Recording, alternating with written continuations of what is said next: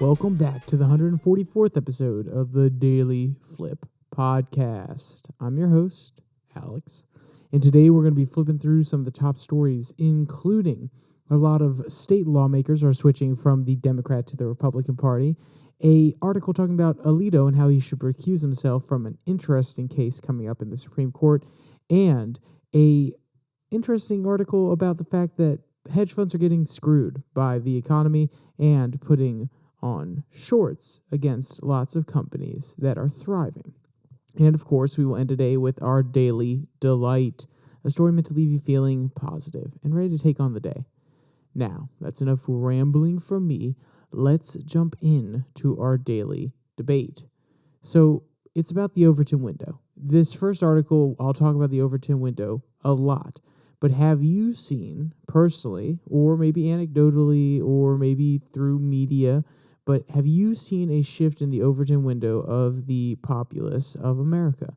And on what issues have you seen it on? Because I could personally name one or two, maybe three that you seek reporting about, but I haven't necessarily experienced many one-on-one interactions where people have drastically changed their opinion on certain things. Maybe it's because I'm not probing them properly, maybe it's because they don't want to discuss it, or maybe it's because they're not actually changing their opinions.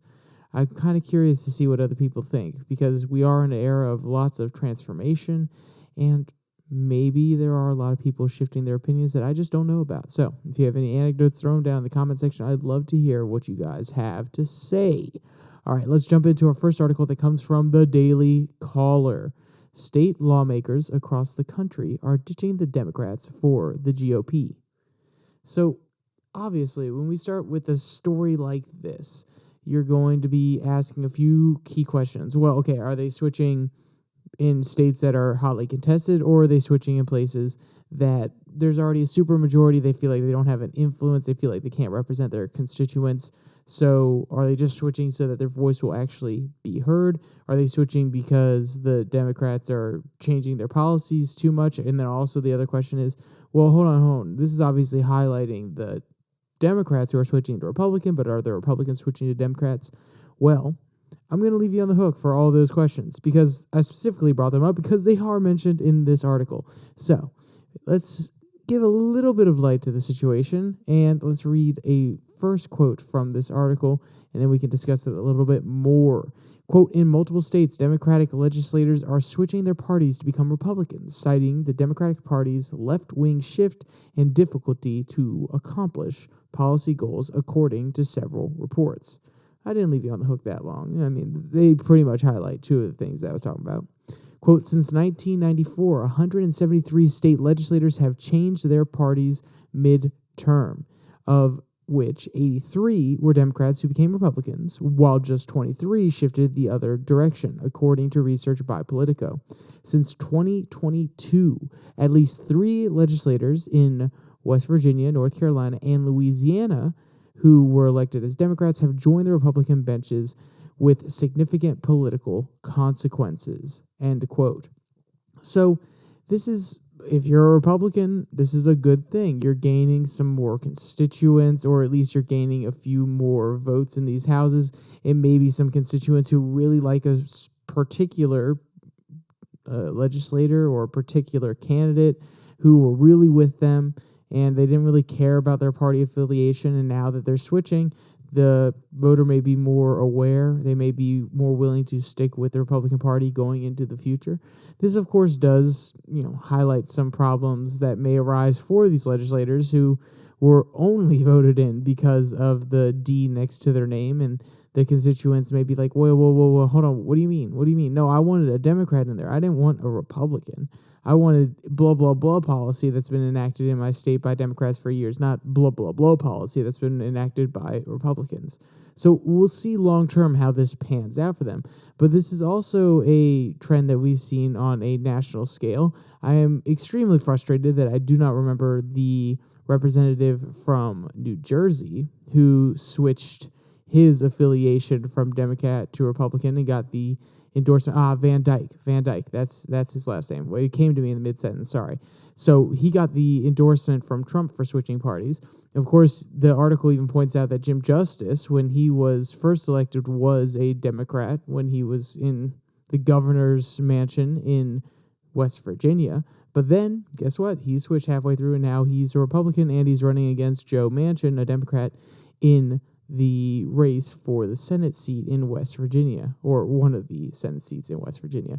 So we've seen this trend growing and growing and growing. And if you're a Republican, you like to see it. Hey, okay, great, we're growing our ranks. And if you're a Democrat, it's kind of frustrating. It's like, wait, hold on, we poured resources. Not all of these people probably got the same amount of resources, but some candidates are probably getting a good amount of resources from the DNC or the state Democratic Party. And then they get elected and they turn around and say, yeah, well, hey, thanks for backing me, but I'm going to switch sides. That's really frustrating for a lot of Democratic operatives in some of these states and on the nationwide scale. So it's going to be, I don't know if there's going to be a loyalty test that is put in place, or if this happens a lot on either side. A lot of Republicans switch in the future when they go too far right on something, or a lot of Democrats switch even more when they go too far left on something in the future. If there might be a, like, okay, if you switch parties halfway through, if we see this trend continue, then we're going to require that you give back 50% of your contributions, or the amount that we were giving you from the state party, so on and so forth.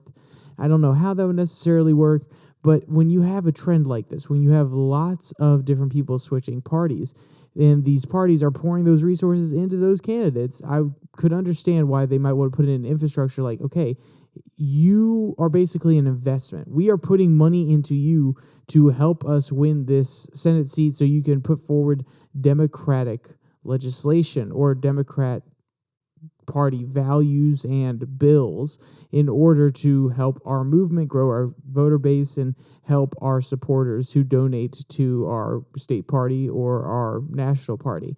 And then when that investment, it's like saying, hey, we'll pay for your college degree. You do the college degree program, you get it, you're with that company for the 2 years it takes, and then you're like, you know what, I'm out. I had this conversation with someone I know the other day, which is they had someone who went through a very extensive program that was meant to educate them on how to be better at their job, and it's kind of an official accreditation in the industry, and then afterwards they left. And that can be extremely frustrating when you pour money into an investment, especially a person who you see promising, and then they switch to another party or they decide to walk away from you. So I wouldn't be surprised if something to the effect of hey, you have to be with us for a certain amount of time, or we're going to need a certain amount or a certain proportion of the funds that we gave you back if you switch parties, if this trend does continue at this current clip. But the real thing that I want to talk about here, and why I brought up the Overton window at the very, very beginning, is because we need to have a serious discussion, no matter what sides you're on, that if you are adopting people from the other side, you are shifting the Overton window. If you fully embrace them and solely allow them to operate within your party because they have an R next to their name, and you give them the full, not rights, because that's a really dicey term, but you give them the full support as a Republican candidate just because they claim that they wanted to switch sides and they came over to the Republican side. Well, guess what? Maybe they're a little bit more left on economic issues than you would like. Or if a Republican switch to Democrat, maybe they're a little bit more socially conservative than Democrats would like. So these sort of things need to be kept in mind, because as we're seeing this trend of more and more Democrats going to the Republican side of the aisle, Republicans are, for the most part, embracing them with open arms. And they're saying, oh, yeah, we understand you don't like some of these social issues, and it's a lot of social issues that are brought up in this article by the people who are quoted. It's the social issues. But what about on economic matters? What about on the amount of involvement in government in the average everyday consumers or constituents' life?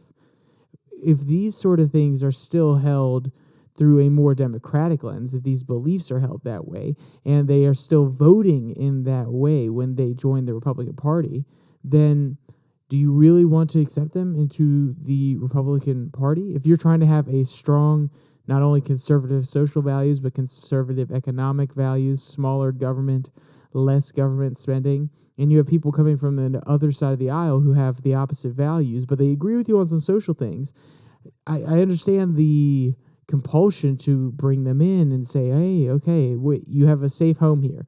We're going to help you out. We're going to support you, because they are a symbol like, oh, yes, look at this person. We can hold up. This person used to be a Democrat, and they realize how insane the Democratic Party is. But also, if they're still voting against some of the interests of the Republican Party, then that's not necessarily a good thing. And also, having these people be considered Republicans and shifting some of those previously Democratic voters to the Republican side of the aisle, not only does it shift the Overton window, it now makes some of those Democratic values more associated with the Republican Party, but also it leaves more of a power gap in the Democratic Party for more left-wing or further left candidates to come in, because they're saying, oh, hey, you guys are shedding off some moderate voters. Well, in order to pick up some more voters, maybe you should go for this block that's a little bit more progressive, that's a little bit more young, kind of like the Alexandria Ocasio-Cortezes.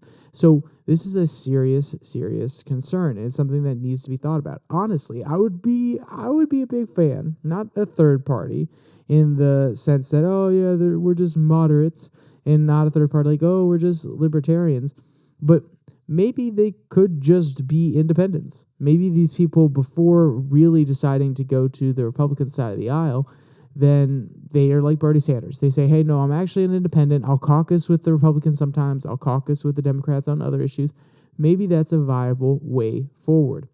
But it is a concern that was brought up by one of the candidates, the one that was running in West Virginia, who switched parties after he won, that they don't necessarily have so much power. They don't have as much influence when they are part of a minority in the Democratic Party. And if they were to go independent, that would also be an issue. They would not have as much influence. Maybe they could be a crucial vote to put some proposal over the top, or to get it over the veto-proof majority. So maybe they could still be like a cinema or a mansion and kind of flip-flop between sides and get concessions from both of them, but they wouldn't have as much power. And this is something that really concerned this next gentleman. Quote, even if I were to run again and win, I would look at another term of never getting another bill passed, never getting anything done. For the time I'm going to be there, I'm not going to sit there and be a lame duck and get nothing done, said Pritt in comments reported to Politico. Pritt was preceded by former state delegate Mick Bates, who switched his party affiliation to Republican during the last session of the legislature in 2021. And if you want to look this guy up, he's Delegate Elliot Pritt, spelled the normal way, Pritt. And I think that he gives a good insight into what's going on here and how some of these Democrats feel in some of these states. We mentioned Louisiana and West Virginia. These are both states that have really, really Republican houses, and in some cases, really, really red Republican senates as well. So they feel like they're not able to get anything done. They feel like they're sitting in the minority, putting up a protest vote for no good reason. And they can't necessarily go across the aisle and work with the Republicans, because the Republicans are saying, no, why would I want to work with the Democrats? So in order to actually have some of their proposals they care about get through, that are not any of these dumb social issues that they, or at least how they see it as dumb social issues, they have to switch parties and then go and say, hey, I'm willing to work with you guys. I came away from these Democrats. Now let's get something done together that will help the people that I represent. So that really gives a good overall view of what's going on here. I just think that we need to be cautious. Any party who accepts people from the other side needs to be very cautious of the shifting of the Overton window. Now, to be clear, I'm working under the presumption that the Overton window is great how it is. Maybe the Overton window does need to be adjusted. Maybe it does need to shift very, very often. But I think that if you're a political operative on either side of the aisle, even though these people that are leaving those parties can be used as a hammer, as a giant endorsement of your message that the other party is obviously doing something wrong, if they have people shedding the moniker or the title given to them as a Democrat and going to the Republican side, or inversely, as a Republican and going to the Democrat side, even if you want to hold them up and brag about them because they speak to something, they're more of a symbol, you also need to be sure that you're not losing the values, the core values that sit at the middle of your party by bringing in somebody who may really passionately disagree with you about really important core issues to your constituents. So it's just something to think about. All right, let's jump to our second article that comes from Common Dreams. Alito urged to recuse from case that could preemptively ban federal wealth tax. So there's two aspects to this story. And the first one is Samuel Alito has friends. Those friends, or this interview that he did with some people that he knows who are working on the opposite side of this case, implicate him as to being susceptible to other people's influences, and maybe he should recuse himself in order to not appear biased and hurt the reputation of the court. And we will focus on this one a little bit, this side of the story just a little bit, but that's not the side I care about as much. I'm not going to lie to you. What really got me stirred, what got me angry, which got me a little bit frustrated with this article, was the section where they started talking about what this wealth tax would look like. And I know, it's kind of a bait and switch with the title and what I'm choosing to focus on in this article, but I want you to actually hear what these people say. And when I say these people, these progressive activists who are trying to implement a certain type of wealth tax, which is, I don't want to frame this too heavily, honestly. Thinking about it, I don't want to bias you. I want to go in and let you hear what they have to say, and then I'm going to give my opinion so that I don't bias anything beforehand. So let's jump directly to this quote, and then we'll come back to the questions of whether or not he should recuse himself.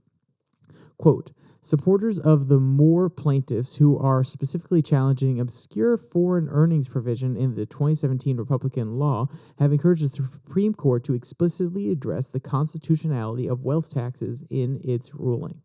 Quote, this case presents the court with an ideal opportunity to clarify that taxes on unrealized gains, such as wealth taxes, are direct taxes that are unconstitutional if not apportioned among the states. The right-wing Manhattan Institute argued in May in an amicus brief. Proponents of the tax on unrealized gains, such as Senator Ron Wyden from Oregon, he's a Democrat, have expressed confidence that such taxes are constitutional. So you may be wondering, okay, Alex, you didn't actually get to the point there. I wanted to give a lay of the land. Now we're going to specifically talk about what they mean by unrealized gains tax. Quote, this case, which is mentioned in the passing of the article, which we'll come back to here in a second, write-up of the Alito interview, concerns whether unrealized gains, such as stock appreciation, can be subject to federal tax. Unrealized gains are currently untaxed in the U.S., allowing billionaires such as Tesla CEO Elon Musk to accumulate massive fortunes while paying little to nothing in federal income tax. So let's break it down one more time. We're going to go back to the key part here. Concerns whether unrealized gains, such as stock appreciation, should be subject to federal taxation. Okay. For those of you who did not take economic courses, who did not take business courses, who did not go through a securities course, you may be thinking, yeah, I mean, it's appreciating in value. That's what they're saying. The value of the asset is going up. So why not get taxed on it? Let me ask you this. If the value of your house goes up, the property value goes up, you get taxed a little bit more, right? So it kind of seems to follow. But also, you have access to that house. You can use the house. You could very easily, very, very easily go through and show it to a friend. You can utilize all of the benefits of that house whenever you walk in. You can stay there in the AC. You can sit there and read a nice book. You can sleep calmly knowing that you're in a safe place. You can raise your kids there. You can take a nap there. You can realize, or you can take advantage of all the benefits of that physical asset. But what are stocks? they're not physical assets for the most part in our digital age, but even if they weren't completely physical, can you actually utilize any of the benefits? If you sell a stock, then that is when you actually make income from it. If you sell it to a friend of yours and you get cash for it, which I'm pretty sure is not completely ethical, and also it's not completely behind the government's back, because you would actually have to transfer the name of the stock to that person, meaning you'd probably have to go through a broker, or you'd at least have to report it somewhere, so you can't actually get away with anything if you're thinking that. But what I'm getting at is the fictitious numbers that you see on the screen. If you have one share of Tesla, and it's worth, I don't know the exact value nowadays, but I think it's somewhere around $250, and it goes up to $270. On paper, on the screen, in the digital catalogs, you are $20 richer. Oh, yeah, baby. But can you go out to the store and utilize that $20? Can you go out to the store and buy a whole bunch of drinks for your friends for that night because you're suddenly $20 richer? No, it's an unrealized gain. It is purely a paper gain. So then why should that be taxed? You haven't actually sold it yet. You haven't actually taken in the income from it. So why should it be a new form of income tax? If this is honestly just a way to come after people who are extremely, extremely wealthy, who have a lot of value in a whole bunch of different shares of companies like Elon Musk, like Jeff Bezos, like lots of CEOs that have different stock option plans where they get paid part of their salary or maybe their bonus in stock options. So that's one issue with it. They're trying to tax you on something that you actually can't gain the benefit from. If you're getting taxed on the money you get from your paycheck, that's fine. If we're working under the framework that taxing the individual based on what the asset adds to their life, their value, their standard of living, it makes sense that, okay, you should tax the house because it is adding to their standard of living. You should also, and they're probably using different public utilities. They are enjoying the common air, the common sunlight that we all share in the United States, and those are all public goods, so to some degree you should be taxed for them. There could be plenty of arguments in that direction, but you can still actually benefit directly from that asset, just like you can directly benefit from the income that you get from your paycheck. But these unrealized gains, they are just numbers on a screen. I guess maybe you get a little bit of social benefit being like, hey, Johnny, you see that? You see my investment account? It's up, an extra $300. And then Johnny's going to say, yeah, great, but the second you pull it out, you're going to get taxed. And that's the second part of this, which is they're trying to double tax you. They're trying to double tax people who have stocks that go up in value. Because not only do you get taxed on the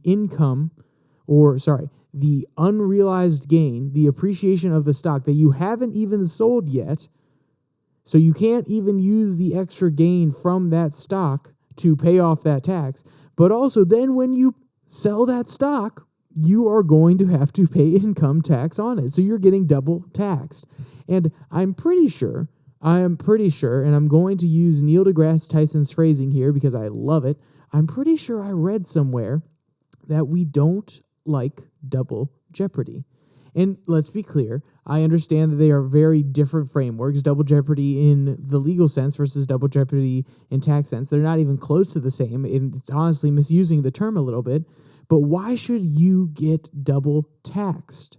You're already going to get hit when you take out or sell those shares. You're probably going to lose, I believe, the current tax on selling shares is somewhere around 27%, depending on your income bracket. It has been almost a year since I was in my finance class, so take that with a grain of salt, and it may be different in different states. I honestly don't know if that's the case, but on the federal level, I believe it's somewhere around 27%. And then you're also getting taxed at maybe 21%, depending on your income level, on those unrealized gains. That's just slowly chipping away at that money that you are making, that wise investment that you are putting into the stock market? And will this encourage or discourage people from putting money into the stock market and supporting up-and-coming innovative companies? I've already established before that a lot of the stock market, a lot of the big brokers are using algorithms to track really short-term sales and make profits, maybe in the cents, maybe in the low dollars, and they just do a whole bunch of them with algorithms and quants, and even normal traders do this in order to make a good amount of money for their companies. So it's already a little bit disconnected from reality. But do we want to punish the people who still believe in the stock market as a way to invest in companies that they believe in by saying, well, if you believe in this company and they 100x in value, we're going to tax you on all of the unrealized gains, all of that extra money that you're getting on paper on the way up to the tippy top of their share. And then when you decide to sell at the top of their share, we're also going to tax you for that. Do we really want to have that incentive in place? I think even if you want to move beyond the unconstitutionality question that's presented by some of the anti-wealth tax people, I think that it just doesn't make sense on an incentive level. If you want to come down of the framing that's unconstitutional, I agree with you 100%. But if you even want to appeal to the people that are a little bit more practical, is that an actual useful function of government? If you're a person who wants the government to be involved and help people out, do you think that's an appropriate way for the government to intervene in people's lives?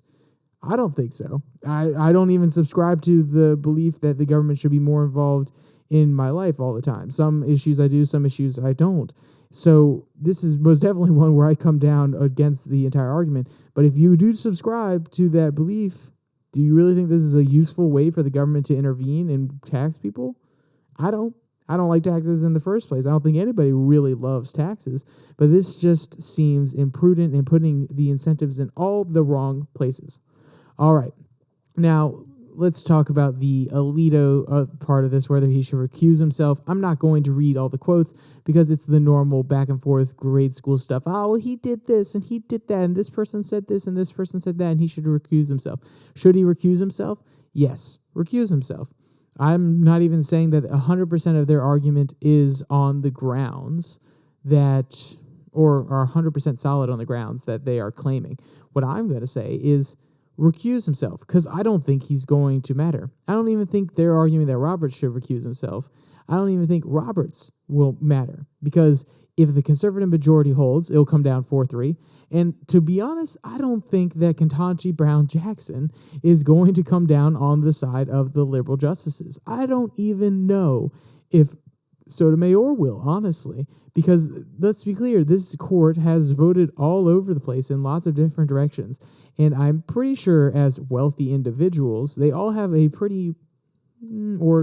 they run in the circles of wealthy individuals. So even if I believe that they would come down on this because it is unconstitutional to double tax somebody, I also believe that they have influences, subtle as they may be, around them that would probably push back against this anyway. So I think if everybody recuses himself except for 3, they'll still come out a majority decision to actually come down on the side of not taxing people for the unrealized gains that they get from their stocks.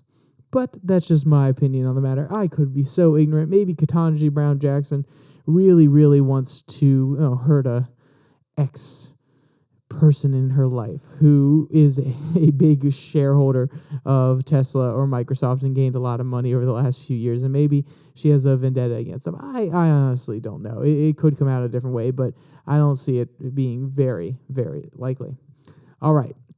Well, that's gone through the 2 articles. The third article that I was going to touch today was about the stock market rallying and really hurting hedge funds. I'm not going to read a quote from it, but I want to at least summarize the key idea in this article, which is hedge funds are getting stomped on. They are getting screwed over. And this is because a lot of them have been looking at the long-term outcome for some of these companies that people are investing in, or some of the market index funds overall, and they've been shorting these positions, meaning that they are saying, hey, this stock is going to go down, so we're going to loan out some of these shares, we're going to sell it to somebody, and then we're going to buy it back when that price eventually goes down so that we get to reap the reward. We actually get those Microsoft shares for a little bit cheaper than we sold them in the first place, and that extra income in between is their profit.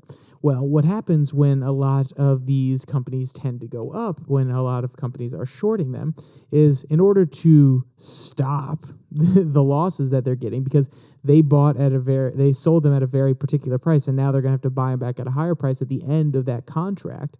Well, they're losing money on that because, hey, well, we said in 10 months that we are going to buy them back from you, and we think it's going to be at a cheaper rate, so that's why we're willing to sell at this certain price. And as the stock continues to go up, now they're actually going to have to pay more than they sold them for, so they lose money. That's not a great explanation. If you want to look up short positions and long positions, they can give an even better idea of what's going on here. But as those positions are becoming untenable, as the price keeps rising and their possibility of losing money keeps growing, they say, okay, whoa, we got to stop the train now. We got to make sure that we buy these back before they get too expensive and our losses are not crazy high. Well, guess what? In order to do that, you have to buy the shares. When you buy the shares, especially when these huge hedge funds are doing such large short positions, you're buying the shares, which then juices up the price again. So you have a lot of these investors who are saying, oh my goodness, we're going to have to buy this company that we are trying to short. And then a lot of the outside investors are saying, oh goodness, here we come. Here comes the juice, because all these short positions are going to get sold here very, very soon, meaning the share price is going to continue to go up, and other hedge funds that haven't gotten out yet are getting raffle stomped. It's kind of like what happened when you had the Wall Street Bets incident. If you're a little bit older, you may not know about this one, and if you're a younger person who wasn't interested in the stock market back when everything was happening during COVID, you had Wall Street Bets, a Reddit page that said, hey, let's all buy this share, or share of GameStop, for instance, that the hedge funds are shorting. So then, as a whole mass wave of young investors came onto the market, they bought a whole bunch of shares of GameStop. A lot of these hedge funds had to sell their short positions, so it jumped. And then more people, the kids, were like, oh, wow, we're having an actual impact. So more of them bought shares. And then more hedge funds got scared and they jumped out. And then guess what? The stock price jumped again. So we're seeing, not onto the same scale, but we're seeing a lot of these sort of moves happening in the market, and hedge funds are losing a lot of money. And that's what this article was describing. But the Wall Street Journal does a better job of describing it than I ever could. So if you want to read this article or any of today's articles, there'll be a link in the description below that like and subscribe button where you can find all of it. But normally that's the end. But hey, I have one more thing for you. Of course, our daily delight. And this one comes from TMZ. World Dog Surfing Championships pooches hang 10. Cowabunga. And whoever wrote this article title, you think you're clever, and it is kind of cute, but you think you're clever. Just say that this is the surf puppy championship of the world, I guess. Maybe I don't know what I'm doing, and I guess I clicked on it, so it obviously worked. Quote, leave the leash, treats, toys, and water bottles at home. These dogs are totally content on riding waves and for some pretty cute pics too. And honestly, some of these guys are really talented. They're they're leaning down. They're really getting into it. They look like they know what they're doing. They look really stable. And maybe it's for that half second that the camera was out, but I think it's really cool to see these dogs talented like this. Quote, the annual World Dog Surfing Championship went down near San Francisco Saturday, and it featured tons of pooches who threw on their vests and went out to catch some waves, all in the name of charity and good fun, end quote. And like I said, if you want to read this article or any of the other ones, they are in the link below that like and subscribe button.